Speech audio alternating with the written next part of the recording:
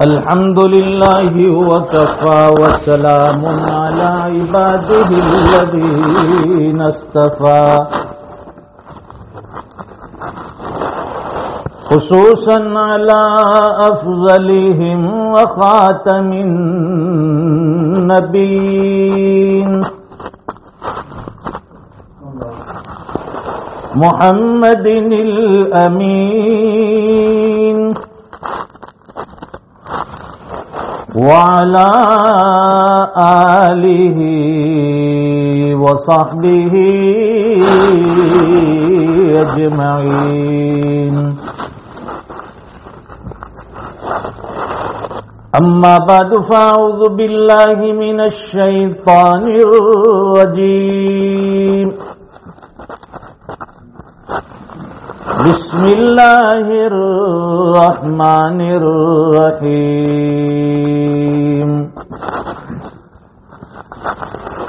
كل نفس ذائقة الموت صدق الله العظيم وقال النبي صلى الله عليه وسلم الكيس من دان نفسه وعمل لما بعد الموت صدق رسوله النبي الأمي الحبيب الكريم ونحن على ذلك لمن الشاهدين والشاكرين والحمد لله رب العالمين اللهم صل على سيدنا ومولانا محمد وعلى آل سيدنا محمد وبارك وسلم. بزرگان محترم، دینی بھائیوں، گھروں میں بیٹھ کر سننے والی خواتین اسلام، حق تعالی شانہ نے کائنات کا نظام جو بنایا کہ دنیا میں انسانوں کے ساتھ دوسری مخلوقات کو بھی آباد فرمایا، بے شمار جاندار جن کو اللہ تعالی نے اس کائنات کے رنگ و بو میں اور اس دنیا میں سانس لینے کا اور جینے کا موقع دیا، اسی میں ایک حضرت انسان بھی ہے. یہ بڑی پیاری مخلوق ہے، بلکہ یوں کہیے اشرف المخلوقات. ساری مخلوقات میں سب سے افضل اور سب سے بہتر یہ انسان ہے. اور پھر اس میں بھی جو اہل ایمان ہے، انسان میں بھی پھر دو طبقے، ایک ایمان والے اور ایک غیر ایمان، جن کو اللہ تعالی نے ایمان کا قیمتی تحفہ اور ایمان کا قیمتی ہدیہ عطا فرمایا ہے. یہ عظیم دولت ہے. بعض لوگوں کو ماں کے پیٹ سے ہی ایمان کی دولت ملی، اور بعض بہت سے ایسے لوگ ہیں جنہوں نے اس کے لیے مارے کھائی، قربانیاں دی، سیکریفائز کرنا پڑا، سب کچھ داؤ پر لگانا پڑا، تب جا کر یہ دولت ایمان اور یہ اسلام ملا. صحابہ اکرام کے حالات آپ اٹھائیں گے، پتہ چلے گا کہ انہوں نے اللہ کے اس دین کے لیے کتنی کڑی محنت کی اور کتنی قربانیاں دی. ہم تو اس کا تصور بھی نہیں کر سکتے، سوچ بھی نہیں سکتے. اس دین کے لیے صحابہ کرام گھر سے بے گھر ہوئے، مارے کھائی، گردنیں کٹوائی، وطن کو چھوڑنا پڑا، کاروبار جو تھا وہ بھی چھوڑنا پڑا، جتنی جاگیر تھی، زمین تھی، سب چھوڑ چھاڑ کر صرف اللہ کے دین کے لیے، اللہ کے کلمے کو بلند کرنے کے لیے ساری قربانیاں دی۔ آج ہمارے پاس قربانیاں مانگی جاتی ہے، آدمی سوچ میں پڑ جاتا ہے، بھئی اللہ کے دین کے لیے قربانی دینے کے لیے کون کون تیار ہے؟ چلے کے لیے کون تیار؟ 4 مہینے کے لیے کون تیار؟ ہمارے مسائل سامنے آ کر کھڑے ہو جاتے ہیں، یار میری تو دکان ہے، میری تو ریسٹورینٹ ہے، میرا تو یہ بزنس ہے، میرا یہ کاروبار ہے، سوچ میں پڑ جاتا ہے کہ اس میں گھاٹا ہوگا، نقصان ہوگا، یہ چھوڑ چھاڑ کر جاؤں گا 4 مہینے کے لیے، ایک چلے کے لیے تو لاس ہوگا مجھے تو۔ لیکن یہ پاگل یہ نہیں سمجھ رہا ہے کہ دنیا کا تھوڑا سا لاس اور ہمیشہ کا پروفٹ جو آخرت کا ملنے والا ہے، یہ اس دنیا کے لاس کے مقابلے میں کوئی حیثیت نہیں رکھتا۔ قرآن کریم کی جو آیت بتائی، کل نفس ذائقۃ الموت، ہر زیرو کو، ہر جاندار کو موت کا مزہ چکھنا ہے۔ اور حدیث شریف جو آپ کے سامنے پڑی، جس میں حضور پاک صلی اللہ علیہ وسلم ارشاد فرماتے ہیں، الکیس من دان نفسہ وعمل لما بعد الموت۔ عقل مند انسان کون ہے؟ سوال ہوتا ہے، کون عقل مند ہے؟ کیا جس کے پاس پراپرٹی زیادہ ہو؟ کیا جس کے پاس کامیاب بزنس ہو؟ کیا جو دنیا کے اندر سب سے زیادہ ہائی ایجوکیشن والا، جس کے پاس بہت زیادہ ڈگریاں ہوں، وہ کامیاب؟ ہم کامیاب کسے کہتے ہیں؟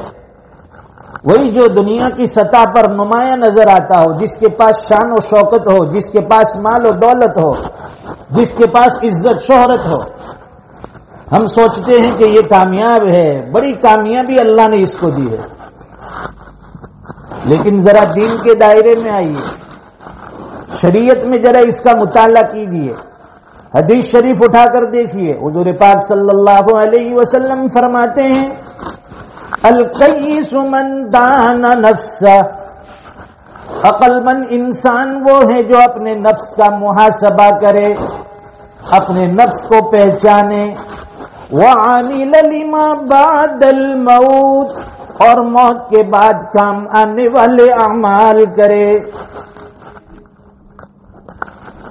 الکیس من دان نفسہ، جو نفس کا محاسبہ کرے۔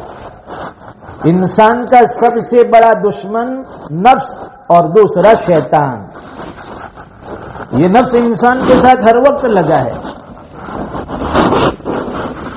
حضرت عبداللہ ابن مبارک رحمۃ اللہ علیہ کے حالات میں لکھا ہے کہ ایک مرتبہ کسی چیز کے کھانے کی خواہش ہوئی، امیر تھے، رئیس تھے، کوئی کمی نہیں تھی۔ جب وہ چیز کھانے کی خواہش ہوئی، اپنے نفس کو قابو میں رکھا، کنٹرول میں رکھا۔ 40 سال تک نفس کو اس چیز کے کھانے سے دور رکھا۔ ہم سے تو صبر ہوتا ہی نہیں۔ ڈاکٹر کہتا ہے آپ کو ڈائبٹیز ہے، یہ نہیں کھانا ہے، وہ پہلے کھائیں گے۔ آپ کو پریشر ہے، نمک سالٹ کم کھانا ہے، سب سے زیادہ ڈال ڈال کے کھائے گا۔ کہتے ہیں کہ الانسان حریص مما منع، انسان اس چیز کی طرف لالچی ہے جس کی طرف سے اس کو روکا جائے۔ جس چیز سے روکا جاتا ہے اس کی طرف وہ زیادہ مائل ہوتا ہے۔ اگر کسی سے کوئی بات پھیلانی ہو، کسی جگہ کوئی بات پھیلانی ہو، تو ایک بندے کو کہہ دیجئے کہ آج فلاں جگہ ایسا ہوا ہے، اور یہ جملہ بھی اس کے ساتھ کہیے کہ یہ بات کسی کو بتانا مت، سیکریٹ ہے۔ تو جب تک کسی کو نہیں بتائے گا پیٹ میں درد ہوگا، ہضم نہیں ہوگی بات، وہ دوسرے کو بتائے گا، وہ دوسرے کو بھی یہی کہے گا کسی کو مت بتانا، انہوں نے تو منع کیا تھا، میرا جگری دوست ہے میں نے تجھے بتا دیا، اب وہ تیسرے کو بتائے گا۔ یہ روایت چل پڑے گی اور ایک بغیر تحقیق کی بات معاشرے میں پھیل جائے گی۔ اس لیے بعض لوگ ایسے ہوتے ہیں معاشرے میں کہ کوئی بات پھیلانی ہو تو ان کے کان کے حوالے کر دو، اس کو نیوز چینل کہتے، ان کے کان میں پہنچ گئی، سب چینل میں اب گھوم رہی ہے، ادھر ادھر گھر گھر کی کہانی بن جاتی۔ الکیس من دان نفسہ، حضور پاک صلی اللہ علیہ وسلم ارشاد فرماتے ہیں عقل مند انسان وہ ہے جو اپنے نفس کا محاسبہ کرے، وعمل لما بعد الموت، اور موت کے بعد کام آنے والے اعمال کرے۔ موت کیا چیز ہے؟ جو انسان کی دنیاوی زندگی کو ختم کر دیتی ہے اور وہاں سے آخرت کی زندگی شروع۔ موت کو سمجھا ہے غافل اختتام زندگی، ہے یہ شام زندگی صبح دوام زندگی۔ موت یہ دنیا کی زندگی کی شام ہے اور ہمیشہ کی زندگی کی صبح۔ یہ دنیا کی زندگی یہاں سے ختم ہونے والی ہے، ہمیشہ کی زندگی کی اب صبح ہونے والی ہے۔ جو انتقال کرتا ہے لوگ کہتے ہیں ہائے ہائے وہ مر گیا، انتقال کر گیا، لیکن اس کی زندگی تو اب شروع ہوئی ہے۔ یہ موت تک تو اس کی ایک عارضی زندگی تھی، ایک امتحان کے تحت اللہ نے دنیا میں بھیجا تھا۔ دیکھیے دنیا میں روزانہ 2 ٹرین چلتی ہے، یہ ڈیوزبری پلیٹ فارم سے نہیں، یہ دنیا کے پلیٹ فارم پر روزانہ 2 ٹرین آتی ہے۔ ایک ٹرین یہاں سے چلتی ہے جس میں روزانہ ہزاروں انسان بیٹھ کر آخرت کی طرف جاتے ہیں، اور ایک ٹرین وہاں سے آتی ہے جس میں روزانہ ہزاروں بچے پیدا ہو کر دنیا کے پلیٹ فارم پر اترتے ہیں۔ تو ایک دن ہمارا آنے کا تھا، ٹکٹ لے کر اللہ نے بھیج دیا، جائیے ڈیوزبری جائیے، انگلینڈ میں اتر جائیے۔ ہم لوگ آ گئے، یہاں آنے کے بعد پھر یہیں کے ہو گئے، بھول گئے کہ ریٹرن ٹکٹ بھی لے کر بھیجا تھا اللہ نے، وہ ریٹرن ٹکٹ بھی ہمارے پاس ہے، ایک نہ ایک دن چھوڑ کر جانا ہے۔ یہ پلیٹ فارم پر گاڑی انتظار میں ہے، وہاں ٹی سی نے سگنل بھی دے دیا ہے، چلیے کبھی بھی آپ کا ٹکٹ کام آ سکتا ہے۔ لیکن دنیا کا یہ انسان دنیا کے جھمیلے میں ایسا پھنسا ہے کہ ساری چیز کو بھول گیا، اپنی قبر کو بھول گیا، آخرت کو بھول گیا، جنت جہنم کو بھول گیا۔ اسی دنیا کے جینے کو اس نے جینا سمجھ لیا، آخرت کے جینے کو اس نے فراموش کر دیا، اسی کو وہ سب کچھ سمجھ بیٹھا۔ اور پھر اتنی پیاری اتنی قیمتی زندگی اللہ نے دی، لیکن اس کی کوئی قدر نہیں، کوئی ویلیو نہیں۔ یہ بڑی محنتوں کے بعد ہم نیکیاں کماتے ہیں، یہ مسجد میں چل کر آنا، نمازوں میں کھڑے رہنا، یہ سردی میں وضو کرنا ٹھنڈے پانی سے اور پھر اللہ کے سامنے نماز میں کھڑے رہنا، یہ کوئی آسان عمل، آسان کام نہیں ہے۔ بڑی محنتوں کے بعد آدمی مسجد تک آتا ہے، نفس کا محاسبہ مقابلہ کرتا ہے، شیطان کا مقابلہ کرتا ہے، جگہ جگہ رکاوٹیں ہیں، اس کے باوجود اللہ تعالیٰ مسجد تک اسے لے آتے ہیں۔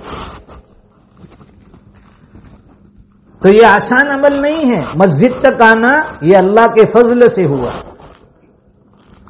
یہ قدم اٹھتے نہیں اٹھائے جاتے ہیں، یہ اللہ کی طرف سے ہمارے قدم اٹھائے گئے، ہم مسجد تک آئے، اور یہ نمازوں کی جو نیکیاں قیمتی لے کر جائیں گے، پھر ہوتا کیا ہے یہ نیکی ہم چند منٹوں میں ضائع کر دیتے ہیں۔ نماز کے بعد جاتے جاتے یا دوستوں کے ساتھ ملتے ملتے پھر اس کی برائی اس کی برائی، اس کی غیبت اس کی غیبت، اس سے ذرہ برابر نہ دنیا کا فائدہ ہے نہ دین کا فائدہ۔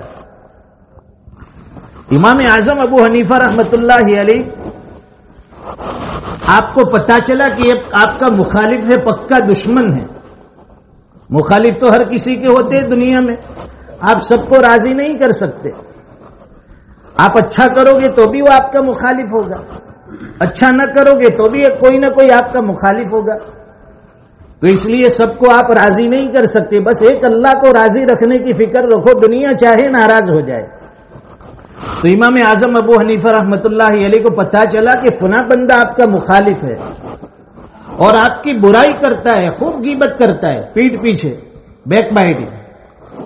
تو حضرت نے اہتمام کے ساتھ ایک کھانچہ لیا، اس میں بہترین کھانا رکھا، ہدیے تحفے لیے، اور اٹھا کر پھر اس بندے کے پاس گئے اور اسے وہ تحفہ دیا کہ لیجئے آپ کے لیے تحفہ ہے۔ وہ سوچنے لگا کہ ہائے ہائے میں تو ان کا دشمن ہوں، ان کی برائی کرتا ہوں، نفرت کرتا ہوں، پھر بھی یہ میرے ساتھ اتنا احسان کا اور سلوک کا معاملہ فرما رہے ہیں۔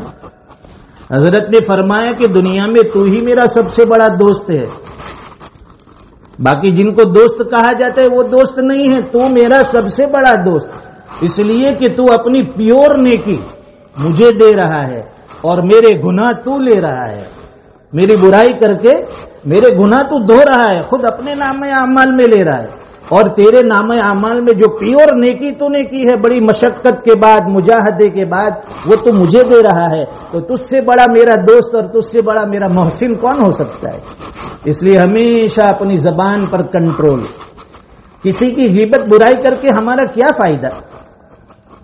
کوئی فائدہ نہیں، نہ دین کا فائدہ نہ دنیا کا فائدہ، بس نفس تھوڑی دیر خوش ہو جائے گا کہ ہم میں نے بڑاس نکال دی، میں نے کسی کے سامنے اس کی برائی کر دی، لیکن سامنے والے بندے کا ہم کتنا بڑا فائدہ کر رہے ہیں اور اپنا کتنا بڑا نقصان، اس کا ہمیں اندازہ نہیں۔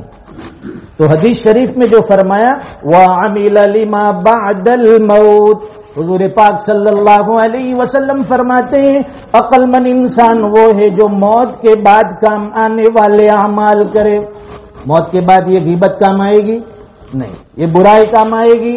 نہیں آئے گی۔ کوئی گناہ کام آئے گا؟ نہیں، بلکہ ہر برائی پر ہمیں سزا ملے گی، اس پر پکڑ ہوگی، اور بعض گناہوں کی وجہ سے اللہ تعالیٰ جہنم رسید کر دیں گے، جہنم میں پہنچا دیں گے۔ اس لیے کسی بھی گناہ کو معمولی نہ سمجھے، کسی بھی گناہ کو حقیر نہ سمجھے۔ دیکھیے دنیا سے انسان جب جاتا ہے قبر میں پہنچتا ہے، قبر میں سب کو حساب کتاب دینا ہے، سوال جواب ہوں گے نا بھائی۔ یہاں چھوٹے سے جاب کے لیے آدمی کو انٹرویو دینا پڑتا ہے، بھائی انٹرویو دیا جاتا ہے، کوالیفائی ہے یا نہیں، کتنی پڑھائی کی ہے آپ نے، کہاں جاب کیا تھا، اس سے پہلے کیا کرتے تھے، ساری ڈیٹیل۔ وہاں قبر میں بھی امتحان دینا ہے، سوال بھی بتا دیے گئے، 3 سوال ہوں گے۔ سب سے پہلا سوال ہوگا من ربک، کہ تمہارا پروردگار کون ہے، تمہارا رب کون ہے۔ بندے نے دنیا میں اپنے رب کو پہچانا ہوگا، رب کی فرما برداری کی ہوگی تو بتائے گا کہ میرا رب اللہ ہے، اور اگر دنیا میں اللہ کے حکم کے خلاف چلا ہوگا تو وہاں جواب دینا انسان کے لیے بڑا بھاری ہوگا، بڑا مشکل ہو جائے گا۔ شیخ جنید بغدادی رحمت اللہ علیہ کے حالات میں لکھا ہے، انتقال کے بعد کسی نے خواب میں دیکھا، پوچھا کہ حضرت کیا بنی، یعنی سوال جواب کیسے رہے جو فرشتے آئے تھے؟ فرمانے لگے فرشتے آئے اور سوال کرنے لگے کہ جنید بتاؤ من ربک، تمہارا رب کون ہے، تمہارا پیدا کرنے والا کون ہے، تمہارا خالق مالک کون ہے؟ تو فرمایا، جواب دیا کہ جس نے تم کو حکم دیا تھا کہ آدم کو سجدہ کرو وہی میرا رب ہے۔ فرشتے کہنے لگے یہ تو پہلے سے ہی جانتا ہے، یہ جواب تو کتنا آسان ہے، ابھی ہم سے کوئی پوچھ لے تمہارا رب کون ہے، کہہ دیں گے اللہ، لیکن یہ جواب وہاں دینا ہے، ایگزام ہال میں دینے کے وقت پتا چلتا ہے کہ جو یاد کیا ہوتا ہے وہ بھی آدمی بھول جاتا ہے ٹینشن میں، پریشانی میں۔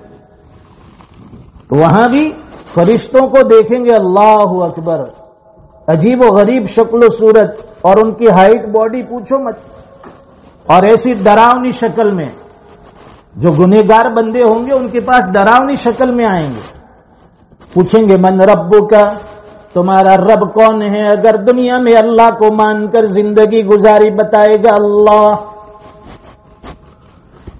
پیران پیر شیخ عبد القادر جیلانی رحمت اللہ علیہ کے حالات میں لکھا ہے، انتقال کے بعد کسی نے خواب میں دیکھا، پوچھا کہ حضرت کیا گزری، فرشتوں کے ساتھ سوال جواب کیسے رہے؟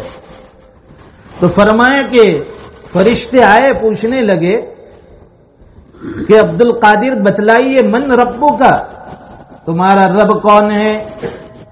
تو فرمایا کہ تم فرش سے عرش پر آئے ہو، آسمان سے زمین پر آئے ہو، اتنی طویل مسافت کے بعد تم اپنے رب کو نہیں بھولے، میں تو صرف زمین کے 2 گز نیچے گیا ہوں، میں اپنے رب کو کیسے بھول سکتا ہوں؟ یہ اللہ والوں کے جوابات ہوتے۔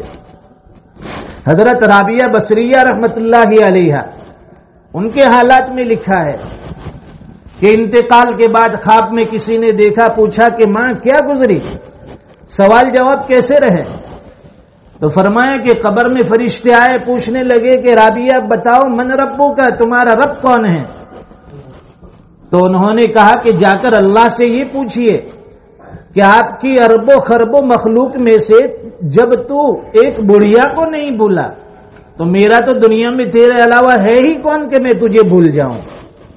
یہ اللہ والوں کے جواب ہوں گے، یہ تیاریاں دنیا میں کرنی ہیں، 3 سوالوں کے جواب یہ دنیا میں تیار کرنے ہیں، اسی کے لیے مسجدوں میں آنا ہے، اسی کے لیے نمازوں کی دوڑ دھوپ ہے، اسی کے لیے یہ دین کے حلقے لگتے ہیں، اسی کے لیے منبر و محراب سے صدائیں لگتی ہے، بار بار متوجہ کیا جاتا ہے، بار بار کہا جاتا ہے کہ اللہ کے بندو اللہ کے دین کی طرف آ جاؤ، اللہ کے بندو اللہ کے دین کی طرف آ جاؤ۔ یہ آواز اور یہ پکار کیوں لگائی جاتی ہے؟ حضور پاک صلی اللہ علیہ وسلم نے بھی یہی فرمایا تھا، میں تو آپ لوگوں کو یہ کہتا ہوں کہ جہنم کی طرف جا رہے ہو وہاں سے ہٹ کر جنت کی طرف آ جاؤ۔ جس راستے کی طرف تم جا رہے ہو آگے کھائی ہے، آگے جہنم ہے، آگے آگ کا کنواں ہے، وہاں سے ہٹ جاؤ، پلٹ جاؤ اور سیدھے راستے کی طرف آ جاؤ جو آپ کو جنت کی طرف لے جائے گا، جو آپ کو اللہ کی جنت میں پہنچا دے گا، نعمتوں میں پہنچا دے گا۔ منبر و محراب سے یہی صدائے، یہی پکار ہر خطیب ہر امام لگاتا ہے کہ اللہ کے بندو اللہ کے دین پر آ جاؤ، اے اللہ کے بندو گناہوں کو چھوڑ دو، اللہ کے بندو اپنی زندگی کو کامیاب بنا لو، پاکیزہ بنا لو۔ اللہ تعالی ہمیں اپنی زندگی کی قدر دانی عطا فرمائے، موت کے آنے سے پہلے اللہ تعالی موت کی صحیح تیاری نصیب فرمائے، قبر اور حشر کے احوال اللہ تعالی ہم سب کے لیے آسان فرمائے۔ اللہم حاسبنا حسابا یسیرا، ہر نماز کے بعد 5 مرتبہ اللہم حاسبنی حسابا یسیرا، اے اللہ ہمارے حساب کو آسان لیجئے، انشاءاللہ قیامت کے دن اللہ تعالی ایک دم آسان حساب لے لیں گے۔ اللہ تعالی عمل کی توفیق عطا فرمائے۔ وآخر دعوانا ان الحمدللہ رب العالمین۔